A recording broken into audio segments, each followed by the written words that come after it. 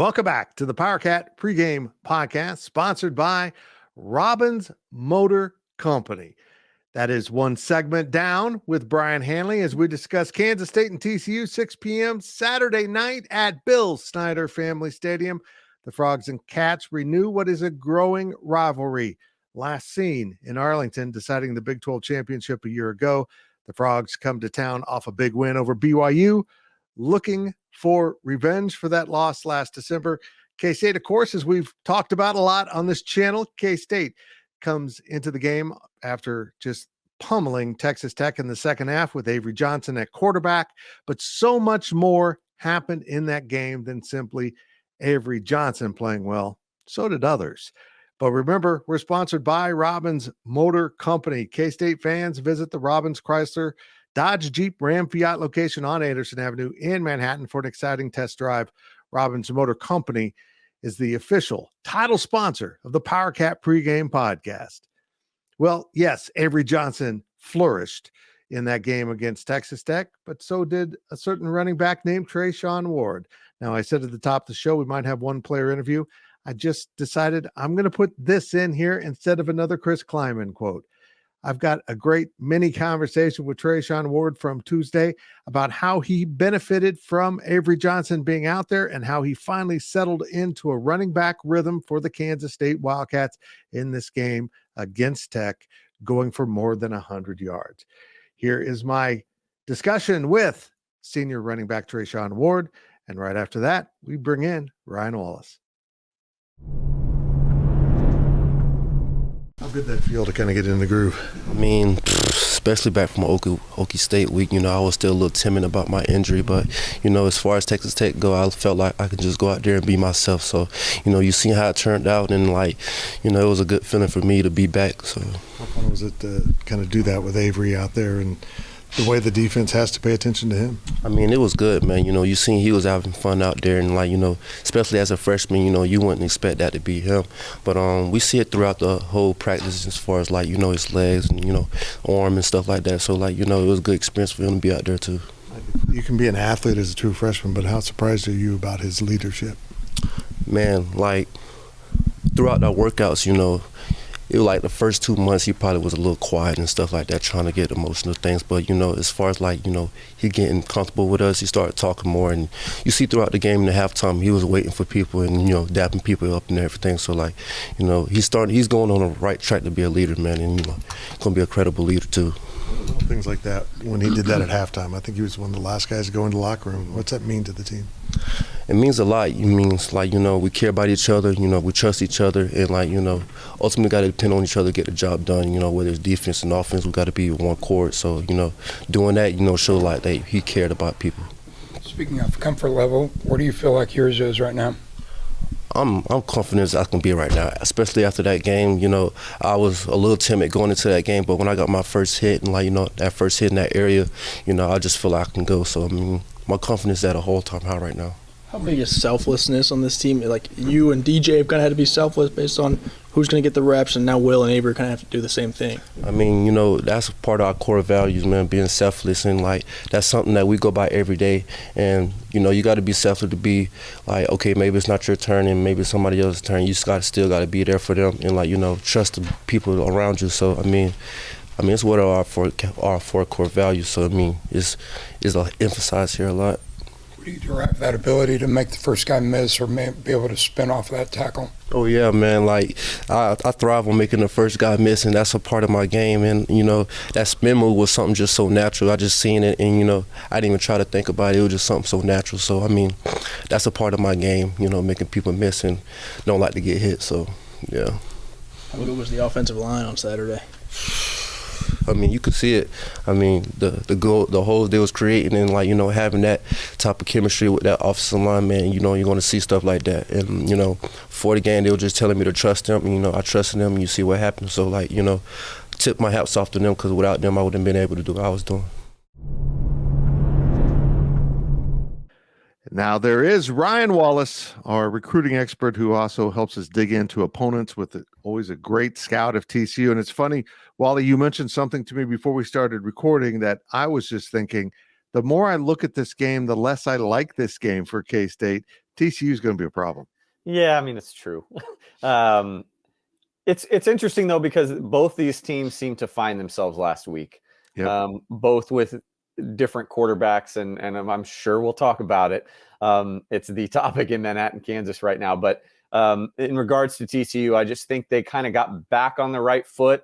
Their confidence is high. Sounds like TCU, but Sonny Dykes sounds like he gave them a little bit of a butt chewing coming out of the Iowa State loss. Again, not all that dissimilar from what Chris Kleiman gave to K-State, but a lot of athletes on this team for TCU that comes into Manhattan. And again, I think they're energized and more confident than they would have been coming into Manhattan if this game were played a week ago. So it's just for as much as I talked about Texas Tech being a good matchup for K-State, I don't know that I can say the same for the Horned Frogs. I'm intrigued by the similarities that are developing between these programs. They both, on the field, they both like to play really physical football. Excuse me. They get after each other. They get after their opponents. But if you look back at last season, it took a quarterback injury to find the right quarterback. You know, they had Max Duggan come in. He wasn't supposed to be the starter, but there he was. Will Howard for K-State. They played twice, 2 great football games. And you fast forward to this season, they're both hopeful of a big season. They both find struggles, and now they're both finding life with a freshman quarterback. This Hoover kid's the real deal. Yeah, I didn't know a lot about Josh Hoover. We recorded our GPC Live before the K-State game last week as TCU was just kicking off, and I made the mention of, like, I had to look up his name. I didn't know anything about him. Even as a recruit, I didn't know anything about him. He was a former Indiana commit that when Sonny Dykes was hired at TCU, he went after him because he couldn't get him at SMU, but then he got the Power 5 job, and that became a little bit more intriguing for a guy like Hoover to stay in state and come play for Sonny Dykes in an offensive system that I think was similar to what Hoover was running in high school. Fitz, watching him against BYU and a little bit after Chandler Morris was injured the week before, he's surprisingly less flustered than I thought Chandler Morris appeared for only being a redshirt freshman. He's more assertive. He was going through his reads. And I think above all else, he expands the vertical game for Kendall Briles' offense. I think for as much as I think what the coaches liked from Chandler Morris early on was his experience. He kind of knew the offense, but he wasn't a dice roller, right? It's a lot like we saw from Adrian Martinez and Will Howard last year. It was when pressure comes, it was kind of checking down or rolling out of the pocket and just kind of taking some yards with his feet. Whereas Josh Hoover will kind of maneuver a little bit in that pocket to keep a play alive, and he'll heave it down there. And he's had a couple interceptions, which you would expect from a redshirt freshman, but he zipped a couple balls in, beautiful passes against BYU that really wowed me for a redshirt freshman. And I think that sounds like the team is confident in him. You have receivers like Savion Williams that listening to some TCU podcasts this week, it didn't sound like in a way that they didn't say that they were running kind of like 50% on some routes. But again, I think with Chandler Morris, it was like, well, I know I'm not going to get this ball if it's more than 3 seconds. So, I'm kind of going to bail out of this route. No, Josh Hoover saying, no, I'll find you, and we're going to open this offensive attack. I'm going to get the ball in our playmakers' hands, and that's exactly what he's done, Fitz. What could possibly go wrong with a quarterback that can chuck it downfield for yardage against a secondary that's had issues with that, has injured corners? Did I mention they've had issues with that? That's a scary formula. It really is going to put a lot of pressure on that front to not only pressure the young quarterback, but disrupt him. Don't let him keep his eyes downfield. You're going to have to make him work for any kind of pass. No doubt. I mean, that to me is what Joe Klanderman's going to have to do, is try and, if you're not sacking him, you at least got to make him uncomfortable. You've got to hurry him because, but then at the same time, I think you run the risk. This is where it becomes a little bit of a back and forth seesaw match where, not to, try and condense everything into one way to say it, but I mean, I'm going to here, and that's, I think this game comes down to Joe Klanderman against Joe Gillespie, the two defensive coordinators. I mean, ultimately, I think it all whittles down to who wins that battle between these two defensive coordinators as to how to, attack the other offense and figure it out quickly. Because the problem Joe Klanderman's going to have is if you kind of bail out a little bit, or bailout's the wrong word, but if you sell out, to try and fluster Josh Hoover, you leave yourself even more susceptible to some really good individuals on the outside. And we talk about Savion Williams. Obviously, that's a name that K-State fans saw a lot last year, and he's back. A guy with a terrific nickname, the Pope, John Paul Richardson, for TCU. It's a great nickname. He's been steady Eddie for them, and he's really deceivingly quick. Transfer from Oklahoma State. They're trying to get Jalen Robinson back, who's healthy now. He's a transfer from Ole Miss and UCF that's really electric. They're going to add Jordan Bailey to the mix, who's a true freshman that they want to get the ball in the hands of more. But then Fitz, a guy like Jared Wiley, 6'7". I mean, he is a nightmare matchup for K-State. The 2 meetings last year, 9 catches, 102 yards, and a touchdown. The more you sell out to stop Josh Hoover that way, leaves you way more susceptible to those guys beating you. And so, again, it's going to be a feeling out process, I suspect, for Joe Klanderman early in this game of how much can I, put forth in the pass rush game versus, maybe how much I need to play it safe. Okay, we haven't talked about this one iota, but give me Ryan Wallace's thoughts on the quarterback situation for Kansas State and what they should do. I never thought I would say this, Fitz, because I've always been of the camp, because we've seen it before at K-State, that I've learned that there is that old, what's the word I'm looking for? The old adage, old motto. If you've got 2 quarterbacks, that means you don't have one. Yeah. I'm going to disagree with it in a weird way. In a weird way this year, I don't agree with it.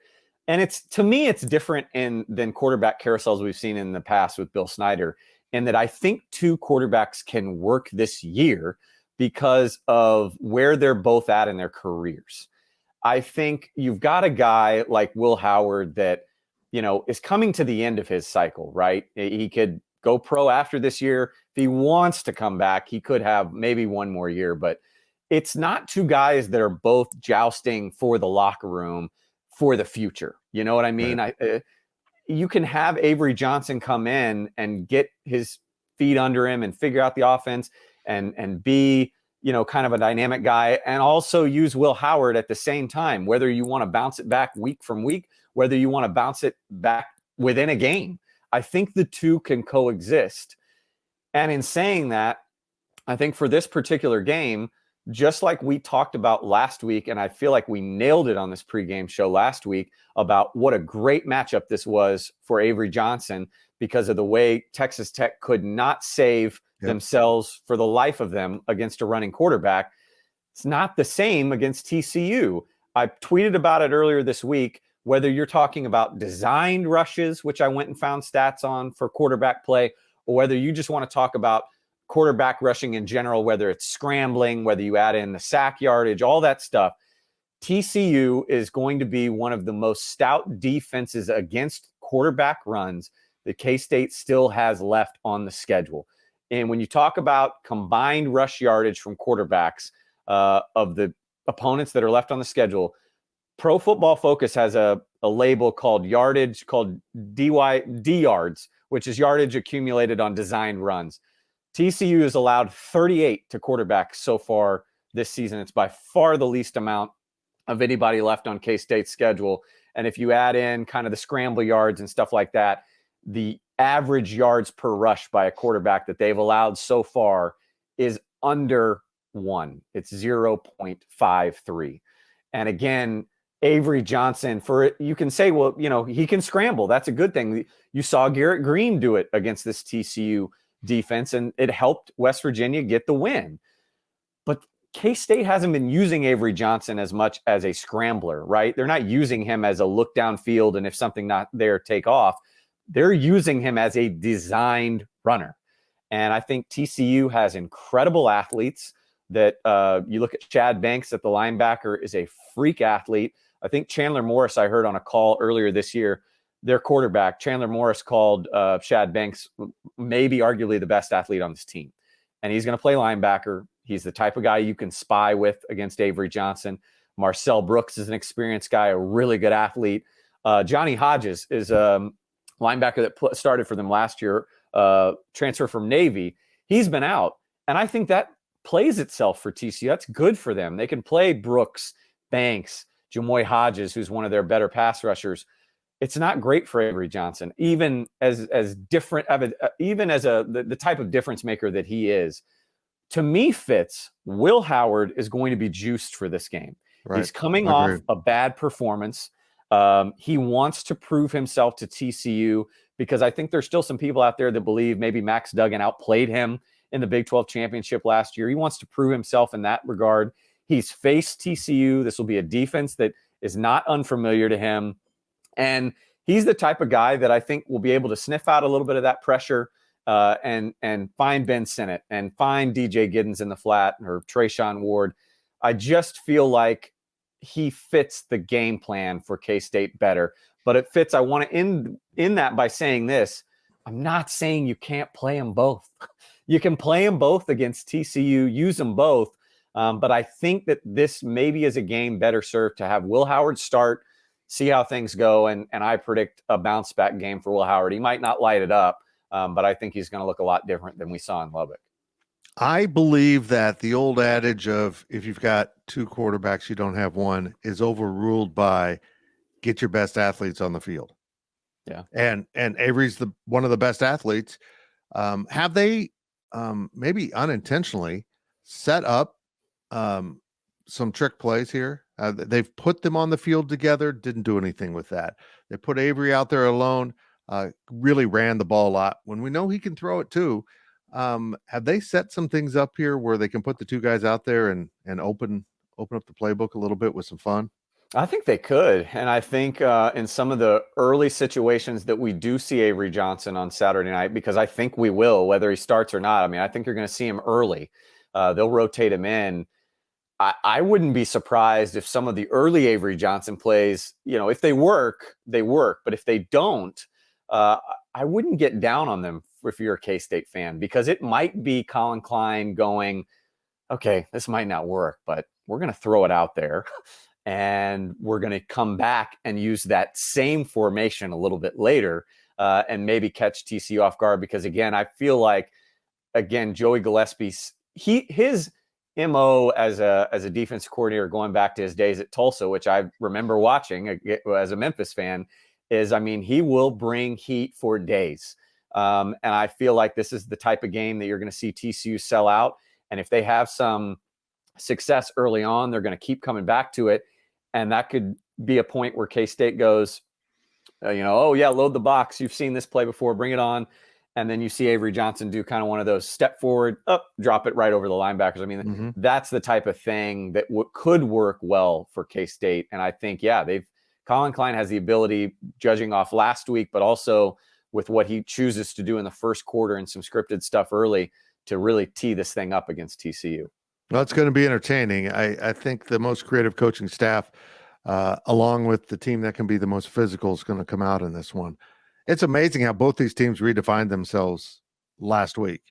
How much changed what we think or know about these teams changed with one game, and that's so Big 12. But I feel like TCU did it even more than K-State. I thought TCU looked like they were dead in the water at Iowa State. This was going to be an awful season. And then Chandler Morris gets hurt, and off we go with the backup quarterback. Maybe Sonny Dykes needs to keep Chandler Morris around forever so that he can be the starting quarterback that loses his job every year and they find a great quarterback to replace him, because it's happening again. Pretty much. And again, to go back to the dangers that I'm worried about with this matchup, we've talked and highlighted a lot about the receivers, but we haven't talked about Amani Bailey. This is a kid who lit it up for Louisiana Lafayette. And if it wasn't for a guy named Kendre Miller, who's now on an NFL roster, probably would have played more last year. He's a career 6.1 yard per carry guy, balanced kid that can, be used as a receiver, but he's got some speed to him, but he'll put his head down and power for some running yards. So The other thing that concerns me about TCU's offense is for everything that they've had struggles with in terms of the drops with the receivers, for everything that we've seen in the red zone. They're 125th out of 130 teams in red zone offense, Fitz. It's like they get there and they stall because this offense wants to be physical, like you said, but when you lose a guy like Steve Avila and how do we say this? Alan Ali. It looks like Alan Ali, but it's Alan Ali. Those two guys on the interior last year were huge difference makers for TCU. They lose both of them. They're not getting that push from the inside on some of those short yardage plays. And I think when you get in the red zone, everything compounds itself. Yeah. But for all of that, Fitz, another area that concerns me, and we heard Chris Kleiman talk about it again in the press conference this week with the guys in the secondary that are injured. Austin Romaine is injured too, playing with a cast on. So they're kind of going back and forth between him and Bo Palmer at linebacker too. Is you look at the offensive rotation that TCU's been playing. They had 9 rushers run the ball for at least 1 carry last week against BYU and 13 receivers.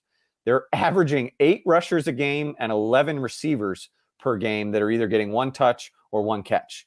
And when you're able to just constantly rotate, I wonder how that hurts a team that's so limited on depth right now on the defensive side for Joe Klanderman. Again, I just think this is going to be a chess match on defense between, can Joe Klanderman figure it out? Can he handle that constant rotation, the tempo that they're going to play with?